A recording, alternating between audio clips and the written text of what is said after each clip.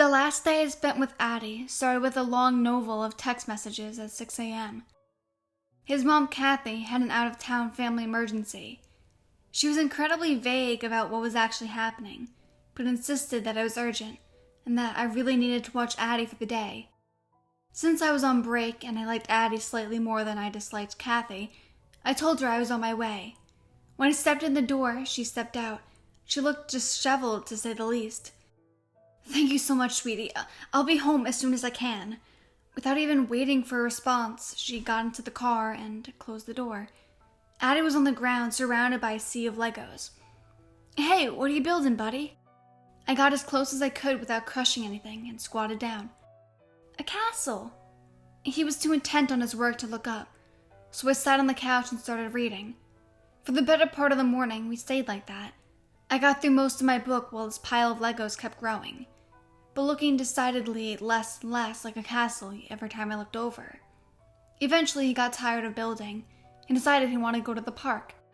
They lived right in the middle of the city, so there was a really nice one with a playground just around the corner. Addie knew that as long as it was nice out, I would never refuse to take him there. We put on our jackets and walked over. I had been there so many times that I started to zone out already. This was a part of my routine. Take Addie to the park, watch him while he played and pretend to be impressed by every time he showed me something. Tell him to not throw sand at other kids. It got repetitive, but it was a pleasant kind of repetitive.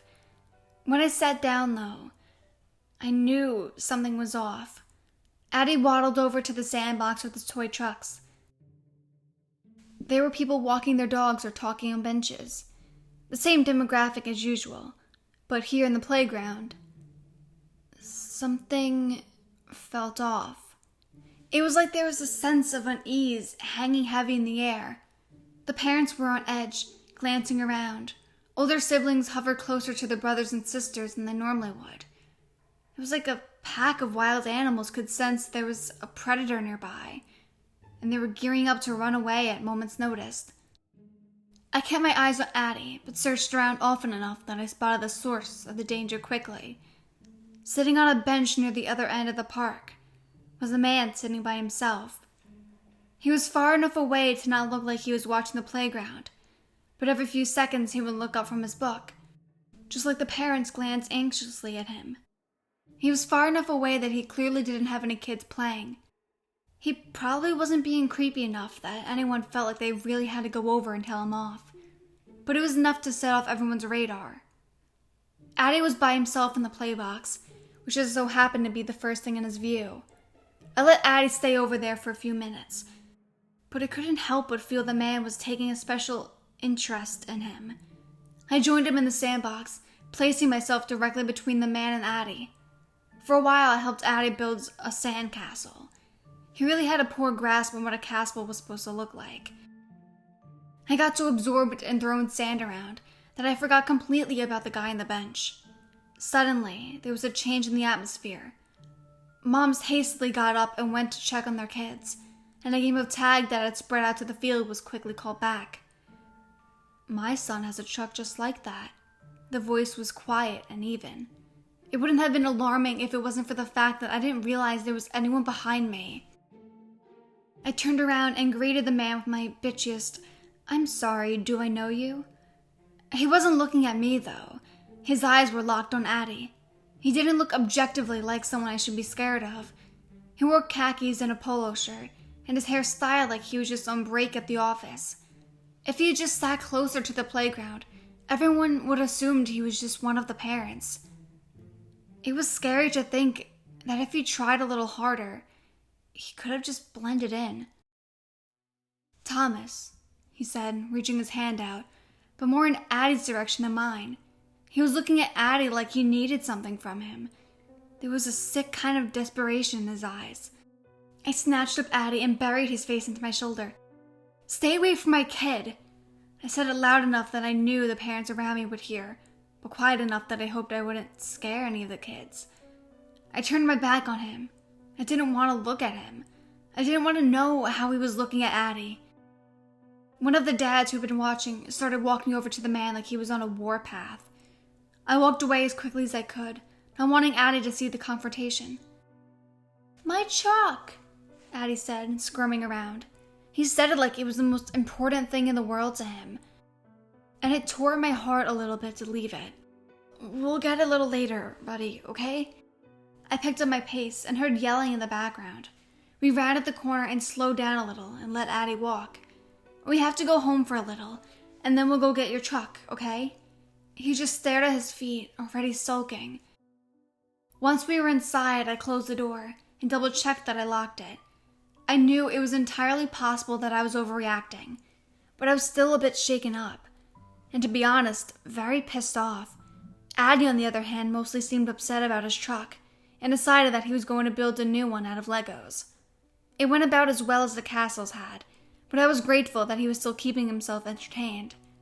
I tried to help him with it, but he was still too mad at me to want to play.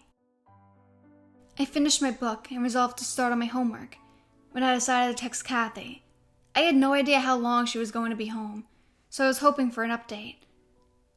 But after thoroughly searching through my purse, I realized that I haven't checked it since I got back. I looked under the couch and the Legos all over the kitchen, but it had been nowhere to be found. I must have dropped it at the park. I weighed the pros and cons of getting it for a minute, but decided that I really needed to go back. Hey, I tapped his shoulder, since he was intent on facing away from me. We're gonna get your truck, okay? Really? He jumped up and ran over to put his shoes on. Thank you, Claire. My name's Claire. The name Claire had indulged him when we first met, but I thought it was cute, so I let him keep calling me Care. It always brought a smile to my face when he said it. When we got back to the park, I was grateful to see the man was gone. Addie sprinted over to the sandbox, and I jogged to keep up. But when he got to the edge, his face fell. There was no sign of his truck or my phone. We dug through the sand and searched all around the grass, but we couldn't find either one. I decided that someone must have picked them up. The parents and kids who were here now were part of a completely different group than the rest of the ones who had been here just an hour or so ago. Given that this wasn't the best part of town, I wasn't going to get my hopes up too much about getting either of them back. Reluctantly, I decided to go back to Kathy's. It was getting dangerously close to sunset, and we could try again in the morning. We were all the way back to the front door when I heard car horns and tire screeches sound off behind me. I looked back and saw a man sprinting across the road. He had a ratty jacket and a baseball cap, but when he looked up, I saw the same clean, calm face from the park. I slammed the door and deadbolted it. Addie, hun, go into your room for a second, okay? I gave Addie a gentle nudge down the hall. Through the peephole, I could see the man race up the steps, and I instinctively backed up when he jiggled the door handle. He started pounding on the door. My heart was racing, but it took a moment to assess the situation. I didn't have a phone, and there was no landline. This wasn't the worst neighborhood, but no one was going to be calling the police for me unless something drastic happened. There was a bus stop within the view of the house, and he had probably been watching us for some time. I had no idea if or when Kathy would be home. I looked at the peephole again and could see his face intermittently between hits. His left eye was swelling up, and his face was distorted with an animalistic rage. I had to do something. The police are on their way. You need to leave. I tried to make my voice sound intimidating, but it cracked halfway through. Right away, he stopped hitting the door. I watched him step back and reach into his coat pocket. He moved a little more and held up an object in each hand, so I can see them perfectly through the peephole. In his right hand, he had Addie's truck. In his left, he had my phone. He stepped back up to the door, close enough that he blocked out the peephole. Go ahead, call the cops. He said it loud enough for me to hear through at the door. With that, he slinked out of sight and I ran to check on Addie. Addie was laying on his bed with a coloring book in front of him and crayons piling up around him. He didn't seem alarmed in the least, and I was grateful that he probably couldn't hear anything from in there. I didn't know what to do, so I sat with him for a minute. His room was decorated to about 4 feet off the floor with pages from coloring books, drawings, and pictures he had cut out of magazines. It was a stark contrast from the rest of the house, which had a select few family photos, all from the last year or so, and no artwork to speak of. The rest of the house felt cold and distant, but Addie had found a way to blossom in the face of negativity. That was one of the things I loved about babysitting, seeing kids who learned to flourish in exactly the ways their parents couldn't. The first time I saw it, I went around asking him about various drawings and pictures, and he babbled about it in a way that told me people didn't usually take an interest. There were pictures of animals or other kids that he thought were cool, but he also had to cut out pictures that were completely obscure. There was a lawnmower in one corner, and a bag of kitty litter off to the side. He seemed like he was mostly selecting for bright colors. The drawings themselves had an abstract feel. Some of them were him and Kathy. Some were drawings of various cartoons, and some depicted him with a tall man that I assumed must be his father, who must have passed away last year. All of the drawings were bright and happy, and what they lacked in realism, they more made up for creativity. In about half of them, Addie drew himself with orange hair, his favorite color. There were blue dogs and purple suns and grass-green skies. I snapped out of my trance when I heard a tapping behind me. I felt my stomach drop instantly, and what little regularity I had gotten back into my heartbeat vanished. Addie's bed was leaning right up against the window, and I didn't have to turn around to see who it was. I grabbed Addie and ran to the other side of the room. I didn't want to, but I turned around. He was putting all of his weight up against the window and gently tapping it with one of those stupid decorative rocks Kathy had out front. I had reached out above me, frantically looking for any kind of weapon I could use upon Addie's shelf. My hand wrapped around this pencil case, and I pulled out a set of colored pencils. I tried to look as threatening as possible with a rainbow clutched to my fist. "Addie, go to the basement and close the door." I said it as calmly as I could and pushed him out the door. Addie didn't seem alarmed, and I could swear I heard him say something about hide and seek as he ran off. In a flash, the man smashed into the window, taking out about half of the panes of glass.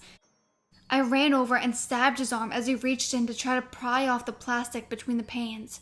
I had never in my life stabbed someone, and I didn't realize how much force was actually needed. He screamed and pulled his arm back, but there was hardly any damage done. I cut my losses and ran. Glass rained down on the floor behind me, and I heard 2 heavy feet hit the floor. I threw the basement door closed, but to my dismay saw that there was no lock. "Addie!" I yelled. I didn't know what I was going to do, but I knew I didn't want him to be alone. I felt thumps that told me the man was in the house, which meant I had only seconds to get to safety. There was a small bathroom in the basement, and at the very least it would buy us time in case the neighbors had called the cops. I ran to the bottom of the steps and kept calling his name quietly, but Addie wouldn't answer. The footsteps rapidly approached the door in what must have been only a few seconds, but it felt like eternity. If I couldn't find Addie, I would have to at least buy him some time. The door crashed open, and I looked up just long enough to let him see me, then slammed the bathroom door. Thankfully, this one had a lock. I ripped open the shower curtain, hoping against hope that Addie would be there, but I was only greeted by a slow dripping faucet. The door shuttered behind me as the man dealt the first blow, and I felt the smallest bit of satisfaction that I could distract him. Each hit caused the door to creak and grow more, and I had no idea which blow would be the one to finally tear it down. I had the plunger firmly gripped in my hands, ready to jab the handle into his eyes if he got in. The blows grew louder and more frantic as I absurdly took a moment to reflect upon the fact that I was thinking about stabbing another person's eye out with the toilet plunger. It cracked inward, the lock splintering off, and the man fell into the room all in the same instant. He knocked me over and my shoulder hit the tub, snapping my neck backwards. Everything stopped for an instant. I forgot about Addie, forgot about the man, forgot about who I was. All I could focus on was getting air back into my lungs and lifting my head up enough to realize it was still attached to my body despite the awful burning in my neck. I don't know how long I was laying there, but when I opened my eyes, the man was gone. I got up as quickly as I could and ran up the stairs, feeling better with each step that no permanent damage had been done. When I whirled around to face the other end of the hallway, the man was standing no more than 3 feet away from me. We stared at each other in shock. Then, without really thinking it through, I decided I needed to get to the kitchen knives. He was leaning forward just a bit, having just opened a closet door, and I slammed into his side, knocking him off balance. He didn't quite fall over, but leaned just enough that I could slip into the kitchen. In retrospect, I really should have grabbed a knife when he first showed up, but for some reason, the thought never crossed my mind. Fear makes the mind irrational, I guess. The biggest butcher knife was still there. I turned around expecting an attack, but the man was gone. He couldn't find Addie either, apparently. Given the time frame, he must have ran into Addie's room, so I walked over cautiously and peered around the corner, the way that cops do on TV. He was staring at Addie's wall. I was sure he could see me from the angle he was at, but he didn't look over. I had to do something, and my instincts and adrenaline were telling me that this was us or him. I sprinted over and jammed the kitchen knife into his leg. He screamed loud enough that I was sure the neighbors could hear, then crumpled. I had no idea how deep the wound was, but he was out, and I had to find Addie. I stepped back and set my mind on checking the basement more thoroughly. I would get Addie and we would get the hell out of here. But just as I reached the door, I heard his closet door creak open. "Daddy?" Addie stepped out, and before I could stop him, he sat next to the man. "Care." He looked at me, and tears started to well up in his eyes. "Care, he's hurt." I was frozen, dozens of ideas fitting through my head about what could be going on, but thankfully the approaching sirens drowned them out. I cradled Addie while I watched the blood pool on the floor. I have never seen that much blood in my life, but I couldn't be sure if I had hit anything major. I heard tire screeches from the front door opening, but it was far less comforting than it would have been only moments ago.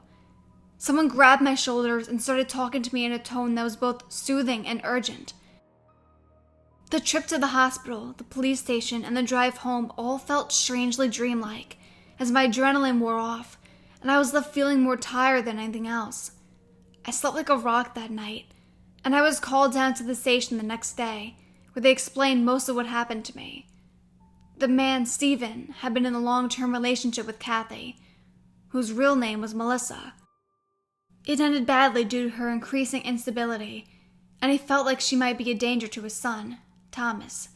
He had filed a report of her harassing him, but nothing came of it, until his son went missing.